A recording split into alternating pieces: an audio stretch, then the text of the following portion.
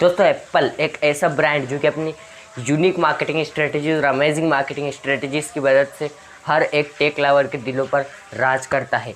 तो एप्पल क्या, आज हम इन्हीं मार्केटिंग स्ट्रेटजीज़ को समझने वाले हैं। तो एप्पल की मार्केटिंग स्ट्रेटजीज़ एक बहुत बड़ा लेसन है हर उस एंटरप्रेन्योर और बिजनेस ओनर के लिए जो कि ये कहता है कि महंगे प्राइस पर प्रोडक्ट्स को बेचना एक कॉम्पिटिटिव मार्केट के अंदर इम्पॉसिबल है। आज सभी को पता है कि कितनी कॉम्पिटिटिव मार्केट है, मोबाइल इंडस्ट्री की कितने कम मार्जिन्स रहते हैं, लेकिन फिर भी एप्पल आज इस मार्केट के अंदर नंबर 1 बना हुआ है, मार्केट लीडर बना हुआ है।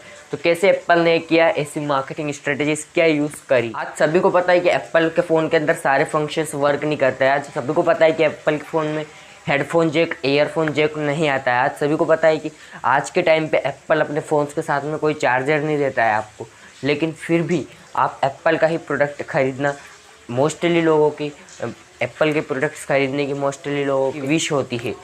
तो क्या ऐसा किया मार्केटिंग स्ट्रेटजीज़ के अंदर अपनी एप्पल ने, आज हम उसको समझते हैं। तो एप्पल की जो पहली मार्केटिंग स्ट्रेटजी है वो है सिंप्लिसिटी इज़ द की।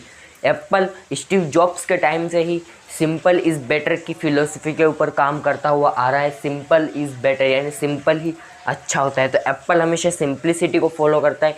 कोई भी इनको जॉर्गन्स यानी कोई भी शब्द जाल यानी अलग अलग कॉम्प्लेक्सिव वर्ड्स, कन्फ्यूजिंग वर्ड्स जिनसे कन्फ्यूज़ होता है इनका कस्टमर, ऐसे वर्ड्स का कभी भी यूज़ नहीं करते। किसी भी जॉर्गन का कोई क्लटर यानी अव्यवस्था का यूज़ नहीं करते अपनी मार्केटिंग स्ट्रेटजी के अंदर। सिंपल वाइट कलर के अंदर आपको एप्पल के हमेशा प्रोडक्ट्स देखने को मिलेंगे, उनके बॉक्सेस देखने को मिलेंगे, और ब्लैक कलर के अंदर ही अपना टेक्स्ट दिखते हैं। अपना एप्पल का लोगो भी इन्होंने बहुत सिंपल बनाया, उसके अंदर कोई नाम नहीं लिखा इन्होंने, कोई भी टैगलाइन उसके अंदर नहीं रखी, और सिंपल एक लोगो इन्होंने बनाया अपना एप्पल का। अपने प्रोडक्ट के नाम भी इन्होंने ऐसे सिंपल रखे, जैसे आईफोन, आईपैड, आईपॉड। इसके अलावा जो हम मैक के नाम से जो कंप्यूटर आता है एप्पल का, जिसे हम मैक के नाम से जानते हैं, उसका भी पूरा नाम मैकिंटोश है, लेकिन इन्होंने उसे मैकिंटोश की तरह मार्केट नहीं किया क्योंकि वो बड़ा नाम हो रहा था, सिंपल नहीं था, इसलिए इन्होंने उसे भी शॉर्ट करके मैक कर दिया, वो मैक के नाम से उसे मार्केट किया। तो सिंप्लिसिटी के प्रिंसिपल को फॉलो करता है, फिलोसफी को फॉलो करता है एप्पल, और ये इसी तरीके से हाईटेक प्रोडक्ट्स को बेच पाते हैं बिना हाईटेक टर्म्स का यूज। दूसरी स्ट्रेटजी आती है एप्पल की, दूसरी marketing strategy buzz marketing. Buzz marketing का सबसे अच्छा एग्जांपल है इंडिया के अंदर कटप्पा ने बाहुबली को क्यों मारा। ये बज़ मार्केटिंग करी थी बाहुबली ने की टीम ने।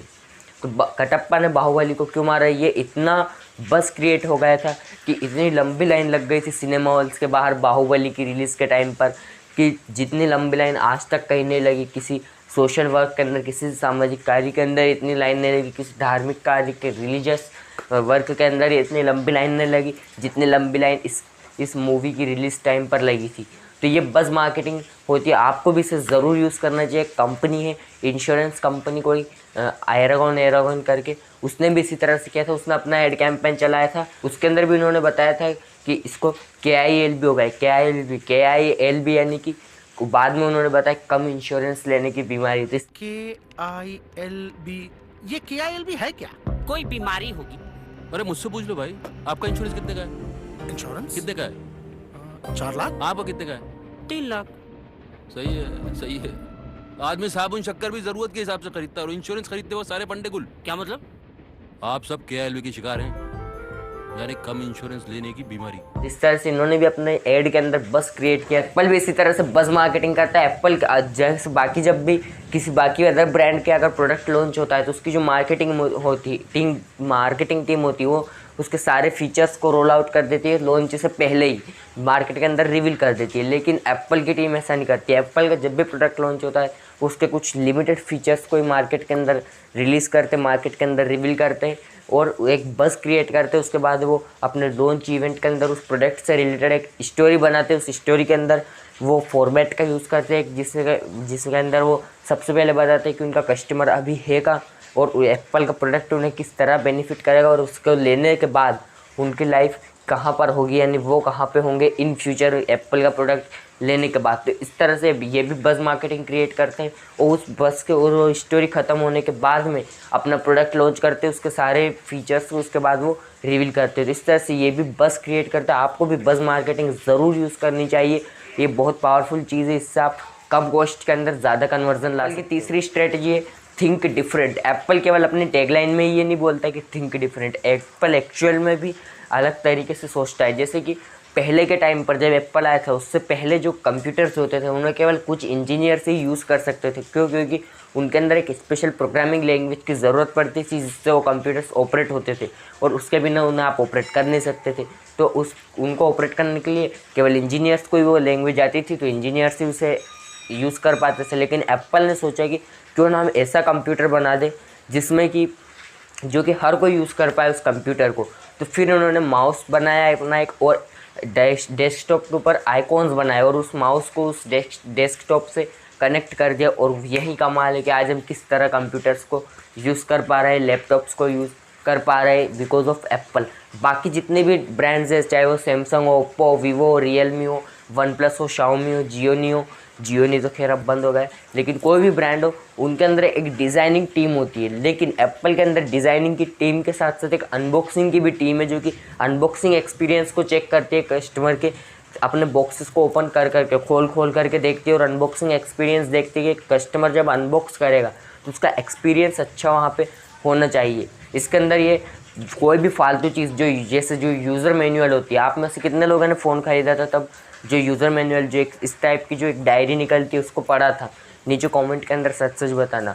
तो ये यूज़र मैनुअल कोई नहीं पढ़ता, एप्पल ने उसको हटा दिया अपने अनबॉक्सिंग से। उसको टैब भी इस तरह से वो लगाते हैं कि कस्टमर ईजीली उसको ओपन कर पाए उस टैब को। तो अनबॉक्सिंग की भी इन्होंने टीम रखी हुई है। तो इस तरह से अलग तरीके से यूनिक तरीके से सोचते हैं जिससे कि ये ग्रो कर। इनकी एप्पल की चौथी स्ट्रेटजी है know your target audience and reach them to in a right way, in a right communication. Apple ने बहुत ही हार्डली वर्क किया है अपनी टारगेट ऑडियंस को फाइंड आउट करने पर, अपनी टारगेट ऑडियंस को ढूंढने पर। और तो इससे क्या एप्पल को क्या पता चल रहा है कि इसकी जो ऑडियंस है उसके हिसाब से अपनी मार्केटिंग एप्पल करता है। उनको उसके लाइक्स, उसके डिसलाइक्स, उसके बिहेवियर, उसकी क्या आदत है, उसकी क्या हैबिट्स है, उसके क्या ओपिनियंस है, किस चीज़ पे, सारी चीज़ों का एप्पल के पास में रिकॉर्ड है। उसके बेसिस पे अपनी मार्केटिंग करते हैं। एप्पल कोई भी, मैंने आपको पहले बताया, कोई भी अनअंडरस्टैंडेबल वर्ड्स यानी जो समझ नहीं आ सकते ऐसे वर्ड्स का कभी भी एप्पल अपनी मार्केटिंग के अंदर यूज़ नहीं करता। वो सिंपल वर्ड का यूज़ करता है, जैसे LED बैकलाइटिंग हो गया, फिर रेटाइना डिस्प्ले,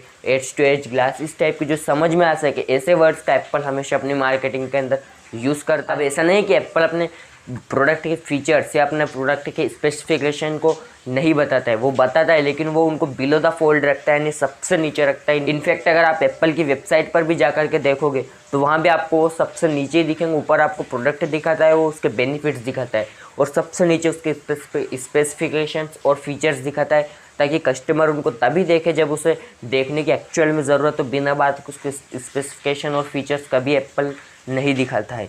तो आपको भी इसी तरह से अवॉइड करना चाहिए जो फालतू के जो टर्म्स है उनका यूज़ करना, अनअंडरस्टैंडेबल वर्ड्स का यूज़ करना आपको भी अवॉइड करना चाहिए, बंद करना चाहिए। केवल सिंपल वर्ड्स जो कि समझ में आ सके ऐसे वर्ड्स का यूज़ करना। आईफोन का एप्पल ये बोलता है कि आईफोन जस्ट एक स्मार्टफोन नहीं है, एक फ़ोन नहीं है, बल्कि आईफोन आपको पावर देता है अपने फ़ोन के अंदर अपने कंप्यूटर को यूज़ करने का, अपने एप्पल कंप्यूटर को यूज़ करने का।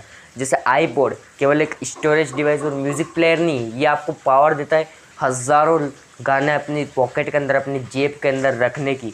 तो इस तरह से आपको भी सिंपल और अंडरस्टैंडेबल वर्ड्स का यूज़ करना चाहिए, ताकि आपके कस्टमर को समझ आ सके, उसके माइंड के अंदर रिकॉल वैल्यू उसकी जनरेट हो सके और आपका भी प्रोडक्ट एप्पल की तरह बने। पांचवी strategy quality always beats quantity.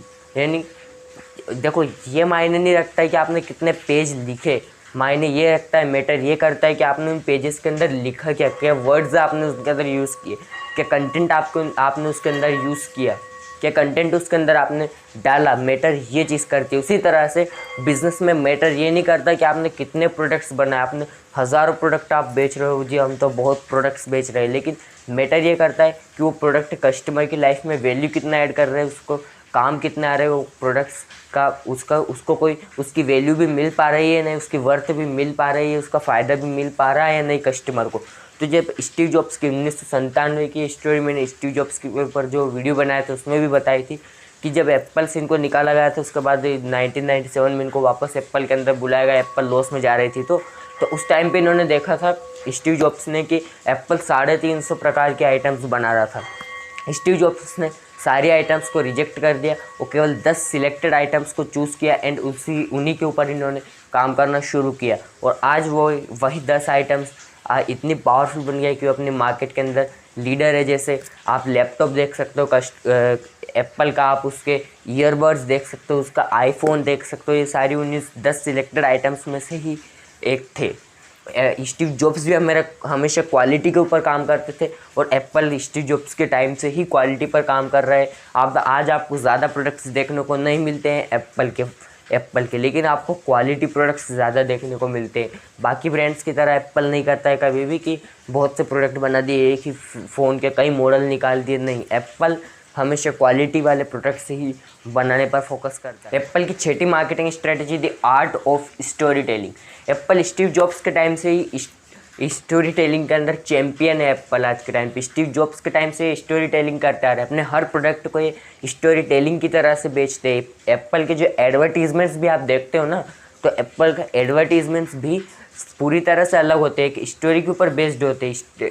Story ये क्रिएट करता है अपने एडवर्टीजमेंट्स के अंदर भी। तो जैसे एप्पल बाकी ब्रांड्स अपने दिखाते हैं एड के अंदर भी, उनकी बैटरी साइज़ कितनी है, उनका रैम कितना है, उनका रोम कितना है, उनकी स्टोरेज कितनी, फास्ट चार्ज होता है या नहीं होता है, ये सारी चीज़ें। बट एप्पल ऐसा कुछ भी नहीं दिखाता। एप्पल ओनली एक ही चीज़ दिखाता है, वो है स्माइलिंग फेसेस को, कि किस तरह से खुशी होती है उसके कस्टमर को जब वो अपना फ़ोन ख़रीद लेता है, एप्पल का प्रोडक्ट ख़रीद लेता है, तो किस तरह से वो एक जो हैप्पीनेस, जो एक खुशी उसके कस्टमर के अंदर से निकलती है, उस इमोशन को वो टारगेट करता है। तो उस खुशी को एप्पल दिखाता है। वो उस खुशी से खुश जो स्माइलिंग फेसेस होते हैं उनको एप्पल अपनी एड्स के अंदर दिखाता है। तो इस तरह से स्टोरी टेलिंग करते हैं।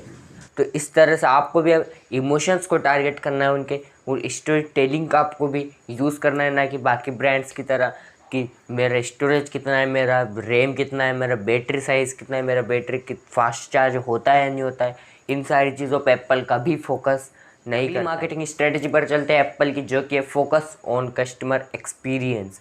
कस्टमर एक्सपीरियंस हमेशा क्रिएट करने पे फोकस करता है। कि एप्पल हमेशा अपने कस्टमर से फीडबैक लेता है, उनको अलाउ करता है फीडबैक देने के लिए, और फीडबैक मिलने के बाद में वो उन फीडबैक्स को इम्प्लीमेंट भी करता है अगर उसकी ज़रूरत पड़ती है। तो एप्पल अपने प्रोडक्ट्स के अंदर और उससे अपने प्रोडक्ट को भी इम्प्रूव करता है। वो हमेशा अपने इमोशंस को ट्रिगर करता है। इमोशंस को, अपने कस्टमर के जो इमोशंस हैं उनको ट्रिगर करने की हमेशा कोशिश करो। अपने एड से, अपने कोई भी सोशल मीडिया पोस्ट से, अपने वीडियो से, जो भी चीज़ आप बना रहे हो मार्केटिंग के अंदर, मार्केटिंग से उनके इमोशंस को टारगेट ट्रिगर करने की कोशिश करो। हो सके तो स्टेटस सिंबल अपने ब्रांड को बनाओ। एप्पल ने भी अपना स्टेटस सिंबल अपने ब्रांड को बनाया है।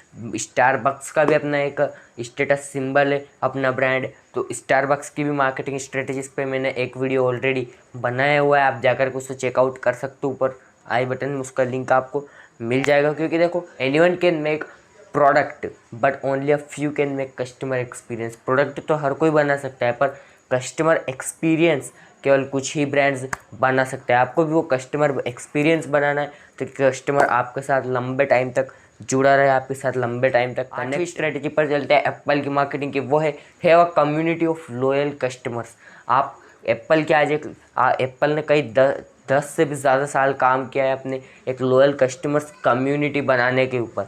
अब वो कस्टमर्स जो कि लॉयल है, जो कि एप्पल का प्रोडक्ट खरीदते ही खरीदते हैं, ऐसी कम्युनिटी आपको भी बनानी चाहिए।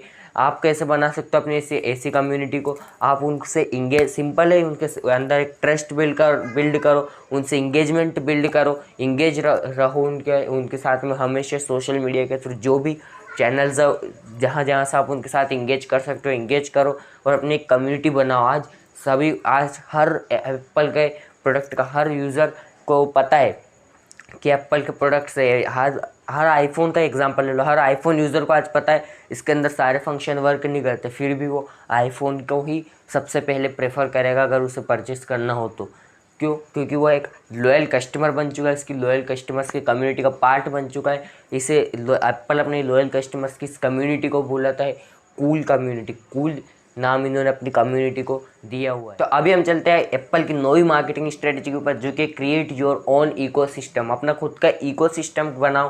अगर आप एंड्रॉयड की तरफ देखोगे तो वहाँ पे आपको कई ब्रांड्स के ऑप्शंस मिल जाएंगे, अलग अलग ब्रांड्स के। लेकिन अगर आप आईफोन परचेस करोगे तो वहाँ आपको कोई ऑप्शन नहीं, आपको घूम फिर के केवल एप्पल के ऊपर ही जाना पड़ेगा, iOS के ऊपर सॉरी अगर आपको जाना है तो वहाँ पे आपको आईफोन ही परचेस करना पड़ेगा, एप्पल का प्रोडक्ट ही परचेस करना पड़ेगा।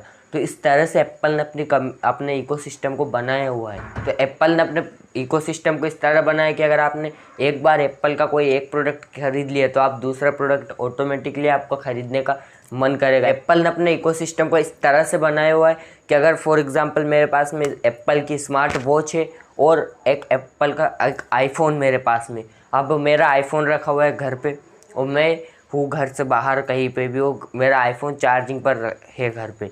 अब मेरा आईफोन के ऊपर कोई कॉल आ रहा है तो मैं उसे, अब मैं बाकी ब्रांड्स के अंदर क्या ऑप्शन होता है कि उसके अंदर कॉल कट जाता है, मिस कॉल पड़ी होती है, घर में कोई उठा लेता है। लेकिन मेरे पास में एप्पल की स्मार्ट वॉच है तो मैं उस स्मार्ट वॉच से ही उस कॉल को पिक कर पाऊँगा और वहीं से बात कर पाऊँगा और वो आईफोन के अंदर भी वो कॉल पिक हो जाएगी, वहाँ से आना बंद हो जाएगी और स्मार्ट वॉच से मैं अपनी बात कर पाऊँगा। तो इस तरह से एप्पल ने अपने इकोसिस्टम को बनाया है। तो आपको भी फोकस करना है कि इस टाइप का इकोसिस्टम बनाने के ऊपर, जहाँ से आपका कस्टमर एक बार अगर उसके अंदर आ गया, आपका प्रोडक्ट कोई एक प्रोडक्ट ले लिया तो वो आपका और भी प्रोडक्ट्स वो ले और उससे भी उसको बेनिफिट्स मिले। तो इस तरह से अपना इकोसिस्टम आपको भी बनाना है। और अब हम चलते हैं अपनी फाइनल स्ट्रेटजी के ऊपर, जिससे आपको समझ में आएगा कि कैसे एप्पल के फ़ोन्स क्यों इतने महंगे होते हैं, इतने एक्सपेंसिव फ़ोन। वो एप्पल फोकस करता है वैल्यूज़ पर, ना कि प्राइस के ऊपर। एप्पल कभी भी प्राइस पे फोकस नहीं करता, वो हमेशा वैल्यूज़ पे फोकस करता है। क्या वैल्यू वो प्रोडक्ट कस्टमर की लाइफ में प्रोवाइड कर रहा है, चाहे उसकी प्राइस कितनी भी हो, उसकी कॉस्ट कितनी भी आए, उसकी मैन्युफैक्चरिंग की कॉस्ट कितनी भी आए। और यही वजह है कि एप्पल कभी भी प्राइस वॉर के अंदर नहीं पड़ता। प्राइस वॉर्स के अंदर वो कभी नहीं जाता है कि बाकी ब्रांड्स की तरह कि सैमसंग, शाओमी वगैरह जैसे जो बाकी ब्रांड्स है वो क्या करते हैं, एक ब्रांड का प्रोडक्ट चल गया है उसका नहीं, दूसरे ब्रांड का नहीं चल रहा है तो उसकी प्राइस को और डाउन कर देंगे अपने प्रोडक्ट की, और इससे अपना मार्जिन, एक तो वैसे उनको मार्जिन नहीं मिल रहा था और प्राइस कम करने के चक्कर में और मार्जिन प्रॉफिटेबिलिटी ख़त्म हो जाती है बिजनेस से। तो लेकिन एप्पल ऐसा नहीं करता। एप्पल ने एक बार फ़ोन की प्राइस फिक्स कर दी 1 लाख रुपए, तो फ़ोन 1 लाख में ही बिकेगा। फिर कोई भी भले कोई दूसरी कंपनी उस प्रोडक्ट को, अपने प्रोडक्ट को फ्री में भी दे दे, तब भी उसकी प्राइस को एप्पल कभी डाउन नहीं करता। क्यों? क्योंकि एप्पल ने वैल्यू प्रोवाइड करी अपनी कस्टमर की लाइफ के अंदर। ये सब प्रोडक्ट उसने बनाया, उसे विश्वास है अपने प्रोडक्ट के ऊपर कि चाहे कितना भी सस्ता प्रोडक्ट मार्केट में क्यों ना जाए, मेरे प्रोडक्ट को कभी कोई वैल्यू के मामले में बीट नहीं कर सकता। स्टीव जॉब्स भी यही कहते थे कि मैं एप्पल के अंदर प्रोडक्ट चाहे कितना भी महंगा बन जाए, कितनी भी कॉस्ट आ जाए, इससे कोई फ़र्क नहीं पड़ता। बस वो प्रोडक्ट कस्टमर की लाइफ के अंदर वैल्यू प्रोवाइड करवाना चाहिए। हमें पूरी मार्केट अगर ना मिले, पूरा मार्केट शेयर नहीं मिले तब भी चलेगा, बस प्रॉफिटेबिलिटी मिलनी चाहिए और कस्टमर की लाइफ में वैल्यू प्रोवाइड वो प्रोडक्ट करना चाहिए। अगर आपको भी इस टॉपिक पर एक वीडियो चाहिए कि क्यों एप्पल के फ़ोन इतने महंगे होते हैं, तो वो नीचे आप कमेंट्स में बता सकते हो, मैं इसके ऊपर एक वीडियो बना दूंगा। अगर ये वीडियो पसंद आए तो वीडियो को लाइक कीजिए, शेयर कर दीजिए सभी के साथ में, और नीचे कमेंट में बताएं और किन टॉपिक्स पर आपको वीडियोस चाहिए। तो मिलते हैं नेक्स्ट वीडियो में नेक्स्ट बर्निंग प्रॉब्लम के सलूशन के साथ। तब तक के लिए धन्यवाद।